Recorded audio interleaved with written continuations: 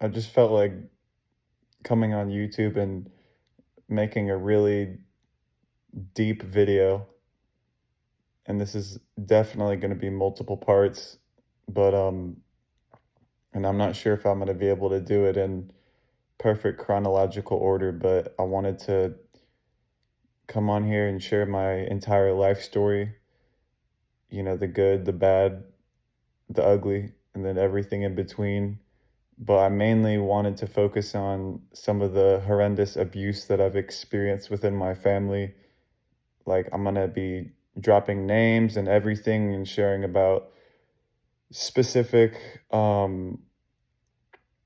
like instances of this abuse in very specific detail, and even some of the satanic ritual abuse that I was exposed to as a kid. Like, I just want to get it all out there for multiple reasons.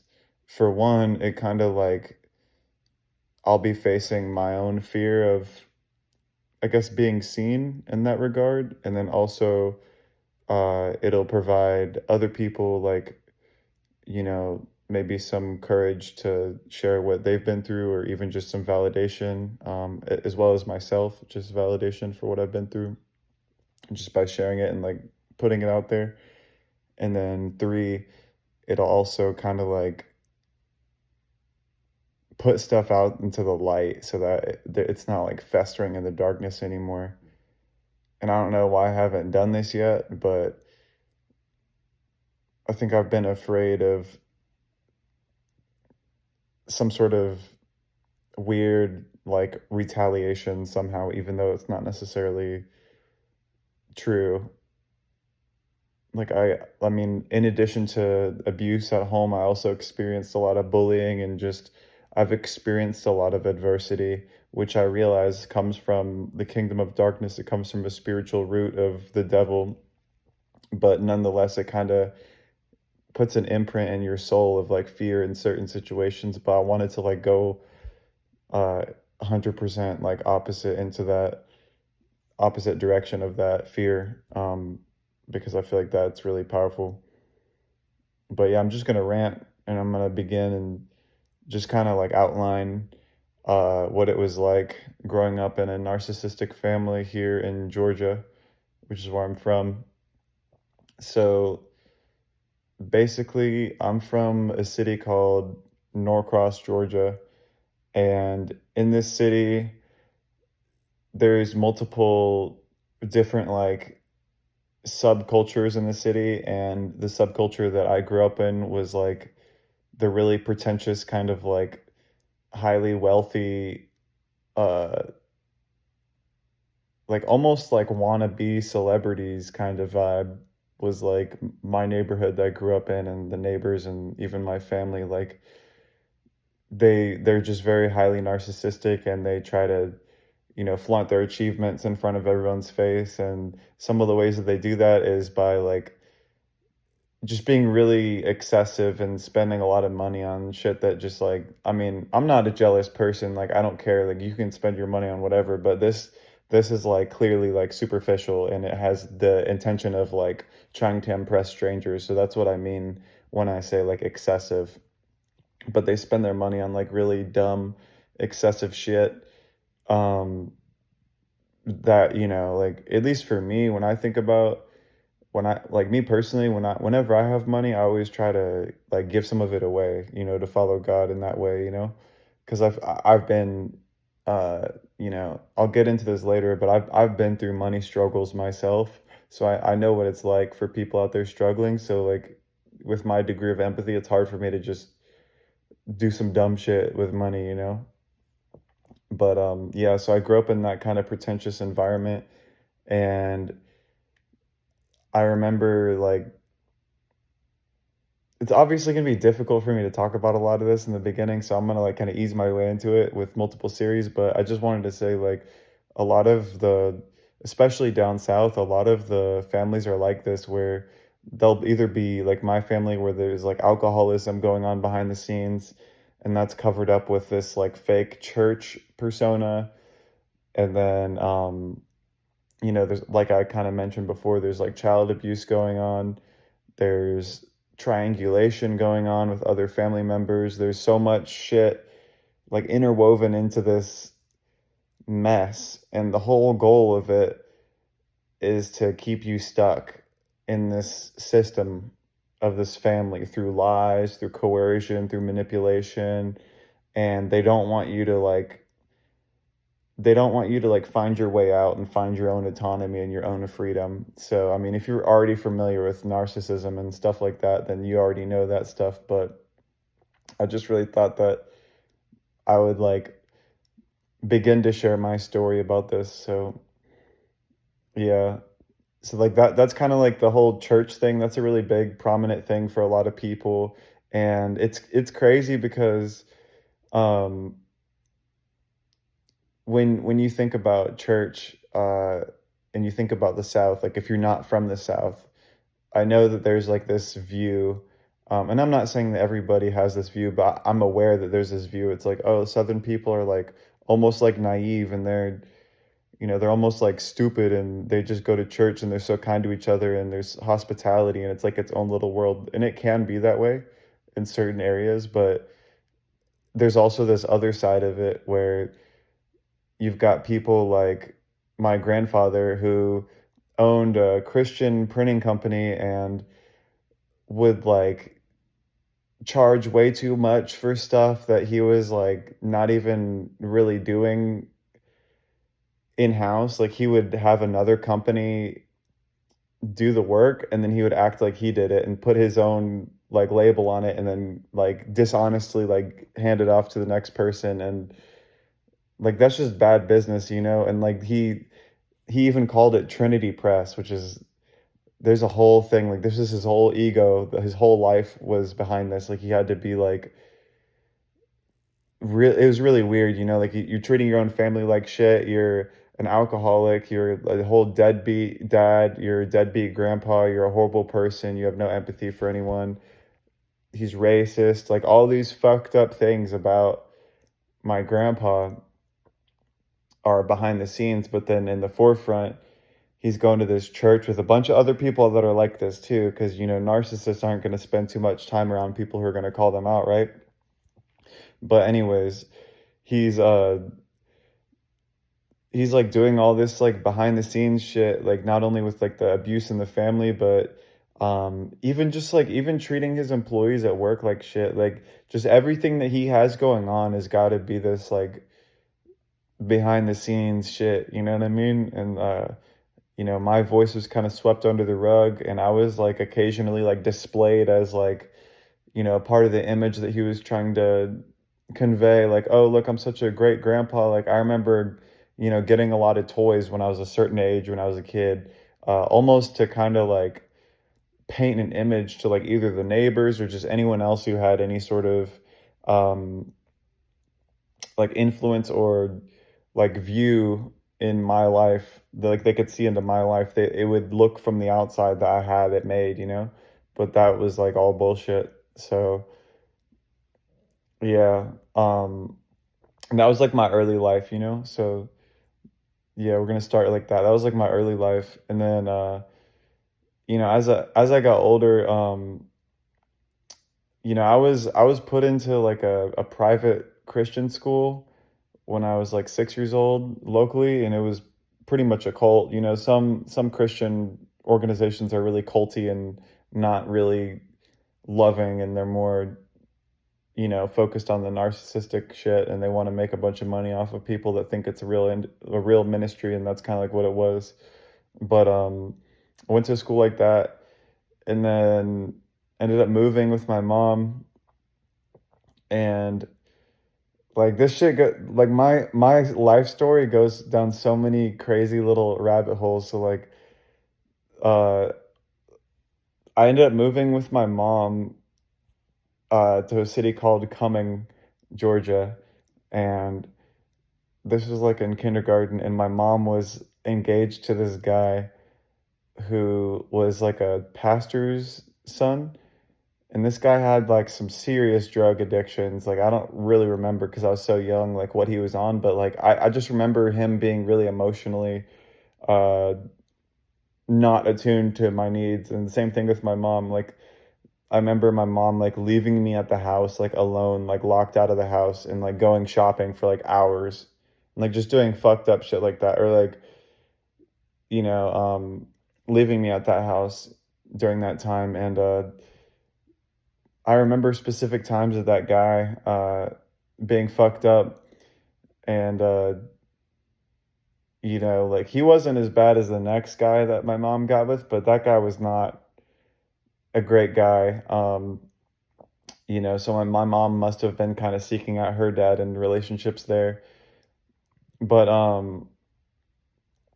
yeah, so I feel like this is bold as fuck that I'm coming out and saying this shit because I'm eventually gonna get into, like, I'm gonna fast forward, long story short, my mom gets, like, I'm gonna go into all the details, don't worry, I'm gonna go and detail everything, but I'm gonna tell you why this is so bold, why I'm gonna share everything. So, like, currently, like, if we were to fast forward to present day, like, 2025, like, today, my mom ended up, like, the next guy she got with after that pastor's son was this dude, and this is, like, a hell of a story. This dude's, like, Ukrainian, and he moved here, and total weirdo, total, like, just bad vibe person, like, somebody who you would not wanna vibe with. Like, this guy is just a whole weirdo, like, forgive me, God, for slandering someone's name, but, the truth will set you free, so here we go. This dude, his name is Max, but it's not Max, M-A-X, it's M-A-K-S, and that's short for Maxime, M-A-K-S-I-M, and his last name is Gorelick, and, my mom ended up, like, she was dating him since I was, like, 2, so before my mom ended up getting engaged with this other pastor's son, she had already, like, known this one dude, right? And he also had drug issues, and he was a loser and didn't have a life or whatever, and, this guy, like, I guess he knew my mom from the gym or something, which is a really odd place to meet a woman, but I guess that was a story. They could have met at the club. I don't know where the fuck they met, but I think the story that I heard was that they met at the gym, and there's a gym near my childhood home that my mom was living at when she supposedly met him. But yeah, this guy was always like love bombing her and like just always on her ass, like basically just giving her all this attention. And they ended up getting in 2007, I believe it was like 2007, 2008. They ended up getting married after, I think he moved in with her after they got married. And then very shortly after, my mom was pregnant with my brother Rocco. And this is like my half brother, okay? But, I spent a lot of time like with him when he was born. But um, I mean, obviously, but I'm estranged from them now. That's why I'm like kind of speaking about it this way. But my brother Rocco is cool as fuck. Like he's my favorite brother. Like I have two brothers, but I have to be honest. Like Rocco's my favorite because I spent the most time with him, so we have a great connection. But the reason why it's so bold for me to come out with all this information is because my stepdad's really abusive, physically, verbally, emotionally, all that shit. And my mom is like living with him, but my mom doesn't like really want to be married to him. But I think she's not literally stuck, but she doesn't have the balls to leave, basically, um, or the ovaries. My mom doesn't have the balls or ovaries to leave right now because my mom doesn't have a backbone, and my mom doesn't really know who she is. So my mom doesn't know how to stand up for herself because she doesn't even know who she is. So that's the truth. I love my mom, but that's what's going on. So my mom's stuck with this abusive guy, and she's kind of turned abusive herself because she doesn't know how to control herself, and Satan's gotten a hold of her. But so my two little brothers are currently in an abusive situation.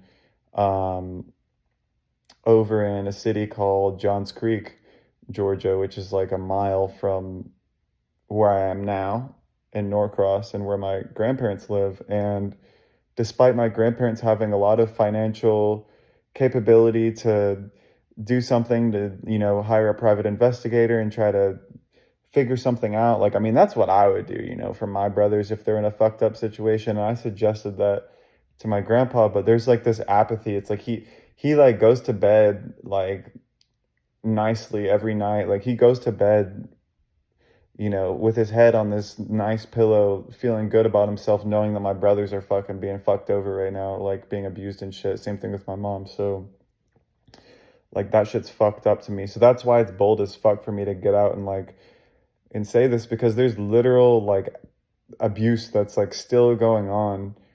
And and I'm risking a lot to share this shit. Like I'm risking retaliation. Like I've had my grandparents like bring other people with them that they know and break into my fucking house before, and do like they've done crazy shit before. Like my uncle fucking, this is back when I was actually living at their house.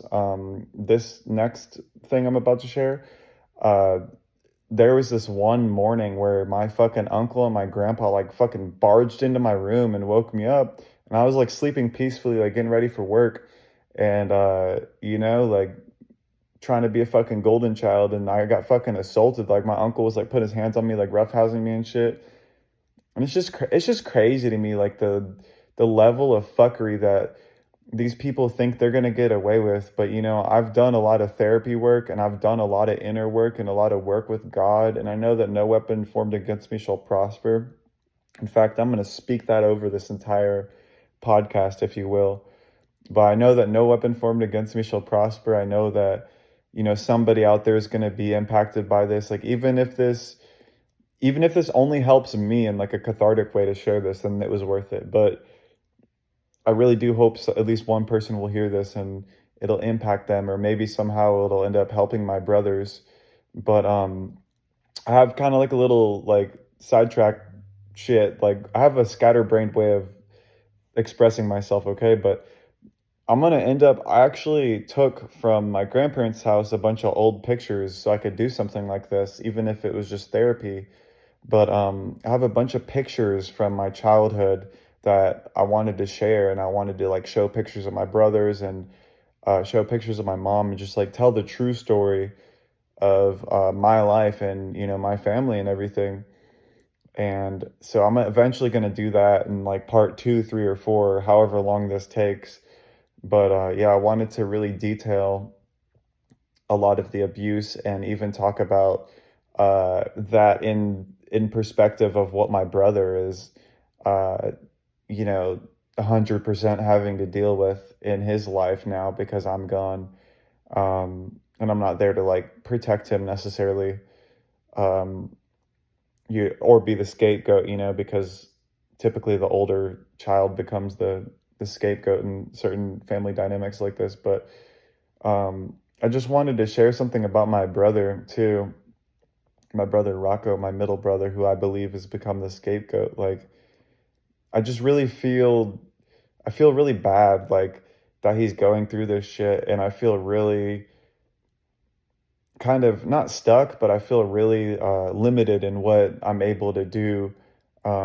Not only financially, because it would be very expensive for me to get some sort of a lawyer or something like that right now, which I don't have the ability to do that.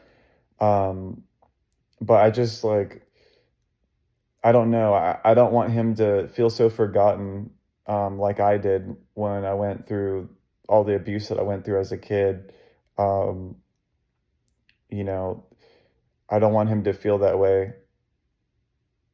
And I don't think I would rather look stupid or overshare than to not do anything. Because by me sharing this, like, who knows? Like, maybe somebody who could do something about it in a better way, or you never know who these videos might reach. So, or even just prayers would be great. Whoever's watching this, like, just pray for my brother, and pray for my mom to either, I hope that she either goes to jail or like dies or has something fucked up happen to her to like level the playing field over the shit that she's done to me. And same thing with my stepdad. Like, pray that like they either get like fucking paralyzed or like go to jail for life for some reason. Like, just pray that like shit gets evened out, or that God has his justice. And I'm not saying that from a place of unforgiveness. I'm saying that from a place of like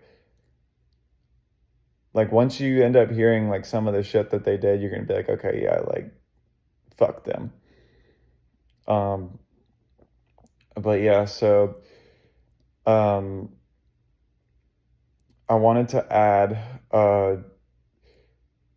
just going into a little bit more of the details of the abuse really quick before I sign off of here, because I feel like this is a lot to share and I'm kind of a little bit overwhelmed emotionally. But my mom has something called Munchausen's by proxy syndrome. So a lot of my childhood, I was being sent to doctors and given these like false diagnoses. And, it was like this obsessive thing that my mom had where she was like, we're going to figure out what's wrong with you. Speaking to me, she was saying that she was going to figure out what was wrong with me. So I was subjected to like unnecessary, like over medication. Um, I was given so many different medications when I was a kid. I felt like a guinea pig, and I was like forced to take them under the threat of being sent to a mental hospital, which they would deliver on because I'd, been sent to a mental hospital before. And my mom's reasoning for sending me there was because I discovered porn when I was 11. So apparently that's like, and I wouldn't have discovered that if I would have had good parents, because the reason I discovered that was because I was hanging out with a kid my age who was a neighbor at the time, and this kid happened to open his mom's laptop and show me a certain porn website, and like I had no idea, like literally I had no idea what the fuck I was looking at. So like I'm like enthralled and I'm like, what the fuck is this? And your endorphins are going crazy and all this shit. So like my mom freaked out. Like she freaked the fuck out. Like she saw me watching porn one day, which is like really cringy, to even talk about. But she sent me to a mental hospital here in Georgia called Peachford, and they were really abusive there. And like my mom wanted that to, like, I don't know, like what purpose that genuinely served, but it was really theatrical the way she did it too, because it was like right around Mother's Day. And she asked me, "Oh, do you want to go to school?" And this was like fifth grade. I think this is like fifth or sixth grade. I was 11, so this is like, I think it was fifth grade for me. But she was like, "Do you want to go to school today?" And I was like, "Obviously, no." And she was like being all doting and caring, and she's like, "Oh, you don't feel good enough? That's cool. You can stay home. Like we're gonna have a fun day." And I'm like, "You don't have to do that shit. Like that's fucked. Like that's not helping anyone. That's like some fucking sadism shit." And anyways, like I get into the car and all of a sudden like like I'm like, why, like where are we going? And she like told me we're gonna get ice cream or something, and it just felt off. Like I'm like, my mom's never this nice. Like this is fucked. And then I got to this mental hospital, and like I started freaking out when I got there. And then like obviously, if you've been through this kind of shit, this, like when you're younger and you're a minor, like you literally don't have rights over yourself. They can kind of do what they want to you in a really fucked up way. So like I got sent to this mental hospital for like 5 days, and they drugged me up. They gave me an adult dosage of what was it? Abilify. Yeah, they gave me an adult dosage of Abilify because I told them that I was depressed. I didn't want to say schizophrenic because I knew they would give me some crazy pills for that, but not that the Abilify was much better, but I figured it wouldn't be as bad. Antidepressant wouldn't be as bad as something else, and I was right, but it definitely wasn't great. But like that was just fucked. Like the person who's supposed to love me, and like, it's really not that hard to be a good parent. You could be a fucking half-ass good parent and be a great parent. You could be a lazy parent in certain arenas and still be a great parent. But like what my mom did, like she went above and beyond uh and my mom's name is Laura Dye. Her new name is Laura Dye Gorelick, because of my stepdad marrying her. But like she could have fucking, I don't know, like to me it just baffles me. Like it's not that hard to treat a child with love. Like, you have to be a special kind of fucko to abuse a kid. But yeah, so that happened. That was a part of the Munchausen's, I believe. And then like after that, my mom started to get off with that kind of like psychiatrist shit. So that was kind of like when it wasn't the first time because my mom had me on Adderall since I was 6 years old, which is absolutely fucking disgusting. But my mom really liked that psychiatrist thing for some reason, and there's a lot of other horror stories I'm gonna have to get into later just because they're quite detailed and it'll take me a long time to share. But this is definitely something I've needed to at least crack open and talk about, and I've needed to talk about for a long time, and I'm gonna have to like get into more like organize like chunks of my life story, but this is like my sloppy beginning of just like winging it and trying to fucking crack open this can of worms or whatever the fuck they say, spill the beans. This is me spilling the family beans and hopefully like positively impacting my brother's life and positively impacting the world through vulnerability and just being a real one, in Jesus' name. But yeah, like, and I don't know, like just randomly right now, like I've been no contact with my family. Like I've been going no contact with my grandparents, and this video actually will be kind of like the beginning of like putting a fucking final nail on the coffin of like the whole family shit because I'm just sick of it. And I was just brainstorming earlier. I was like, what could I do to kind of like rinse my hands of any involvement with my family? And I think this is it. Like keeping family secrets is a part of keeping the abuse alive. So I'm 100% not for that. I know Christian people from my past that have abusive families that haven't exposed them, and they have, there's still certain dynamics that are still alive that they could play a part in, uh exposing and taking down somehow, but they're not doing it. So I don't want to be like that. I want to be the change that I want to see in the world, or whatever. But I'm a little bit scatterbrained in some of my delivery and some of this message, but I'm sure that like at least a piece of this was meaningful to someone. So that's cool. And yeah, I'm sick of being in a world where people are fake and people are going through shit and like they won't talk about it and they won't talk about like, that was my heart's cry as a child. Like I just wish that more people were real and doing what I'm doing, despite the consequences or whatever.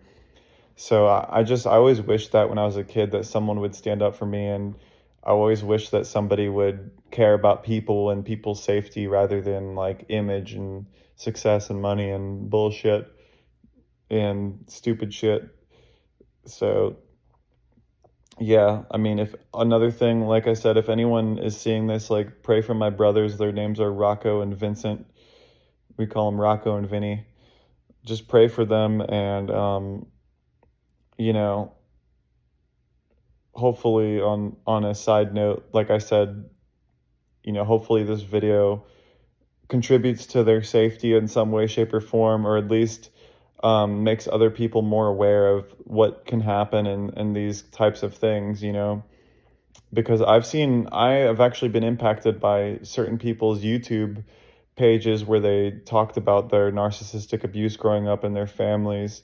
So I thought that, since other people have impacted me so much through YouTube, I think it would be cool to kind of give back to the world in the same way that, I was healed, because it was those people sharing their testimonies and, talking about how they got free from their families that inspired me to, take the steps to create boundaries and create like safety for myself, and also my future lineage, as I'm going to be, hopefully a lineage carrier of my genes into a child one day. Like I want to protect that child from the fucking family bullshit. So yeah, if you've listened to this video all the way up until now, which would be about 30 minutes almost, I appreciate you. You're a real one. In fact, I love you for doing that. And yeah, there's going to be a lot of more cool shit that I'm going to start posting. And because I'm an artist too, like I make music, sometimes I do visual arts, sometimes I paint, sometimes I edit videos, sometimes I skateboard. I do a lot of different shit in the arts. So I feel like it would be cool for me because I've been feeling fear about like putting myself out there, even with music and art, for whatever reason, right? And I feel like this is like the core of that. Like I need to get this shit out before I get that shit out. So, but yeah, that's kind of like I feel really good even just like sharing this now. Like I feel really almost like healed. So I do think it was God's voice telling me earlier today that this is necessary and kind of just putting it on my heart for a while now, putting like pressure on me to share this stuff. But yeah, I mean, little disclaimer at the end here, like none of this information is designed or intended to harm anyone or to defame anyone or any of that shit. It's literally just me truth telling, and the Bible says to take no part in the wicked works of darkness, but instead expose them. So, that's kind of just what I'm doing. And, you know, that's it. This is just, I feel like I have the right to talk about what I've been through after I've been through hell. I've got, because some people probably will think, oh, like, who are you to say that? Like, you have no place of, saying that online or in such a public forum like YouTube. But fuck it, like I said, my brother's lives are pretty much on the line. Um, I'm just sick of it. I'm sick of living a lie. I'm sick of not doing anything to help them. I'm sick of just this shit happening in the world so much, like family abuse. Like I think it doesn't have to happen anymore. So if this is my little contribution, then hell yeah.